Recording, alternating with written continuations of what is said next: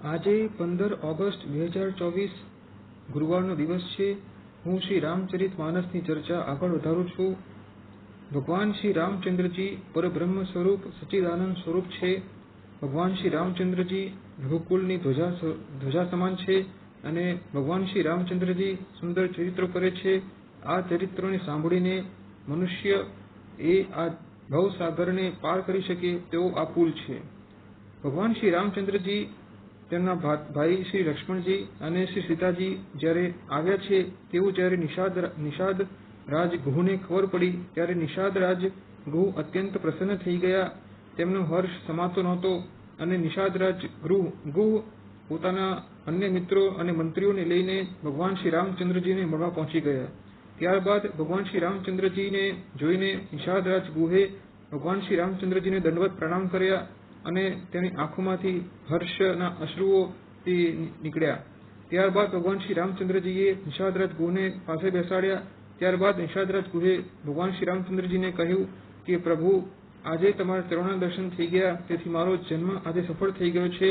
આ નગરના જે ધન સંપત્તિ છે, મારું જે ઘર છે, બધું જ તમારું છે અને હું તમારો સેવક છું, એવું ભગવાન શ્રી રામચંદ્રજીને નિષાદ રાજ ગુહે કહ્યું. આ સાંભળીને ભગવાન શ્રી રામચંદ્રજીએ એમના પોતાના પિતાની આજ્ઞા કહી કે તેમને 14 વર્ષ સુધી વનમાં મુનિના વસ્ત્રો ધારણ કરીને મુનિની જેમ રહેવાનું છે. મુનિની જેમ કંદ મૂળ અને ફળ ખાઈને જ તેમને પોતાના 14 વર્ષ કાઢવાના છે અને તેઓ ગામમાં પ્રવેશ કરી શકે તેમ નથી, નિવાસ કરી શકે તેમ નથી. આ સાંભળીને નિષાદરાજ ગુહને અત્યંત દુઃખ થયું. ત્યારબાદ નિષાદરાજ ગુહે અશોકનું એક ઝાડ જોયું અને તેને જોઈને નિષાદરાજ ગુહે કહ્યું કે આ ઝાડ નીચે ભગવાન શ્રી રામચંદ્રજી નિવાસ કરી શકે છે. ત્યારબાદ નિષાદરાજ ગુહે પોતાના અન્ય મિત્રો સાથે જઈને ત્યાં પર્ણની કુટીર બનાવી, ત્યાં ઘાસના બનાવેલી તેમને પથારી બનાવી અને પોતાના હાથોથી કંદમૂળ ફળને વાસણમાં ભરી આપ્યા અને પાણી ભરી આપ્યું. ત્યારબાદ ભગવાન શ્રી રામચંદ્રજીએ કંદમૂળ ફળ પોતાના ભાઈ શ્રી લક્ષ્મણજી, શ્રી સીતાજી અને અન્ય વ્યક્તિઓની સાથે તેમણે ભોજન કર્યું અને ભગવાન શ્રી રામચંદ્રજી સૂઈ ગયા. ત્યારબાદ ભગવાન શ્રી રામચંદ્રજી જ્યારે સૂઈ ગયા હતા ત્યારે ભાઈ લક્ષ્મણજીએ ભગવાન શ્રી રામચંદ્રજીના પગ દબાવી રહ્યા હતા.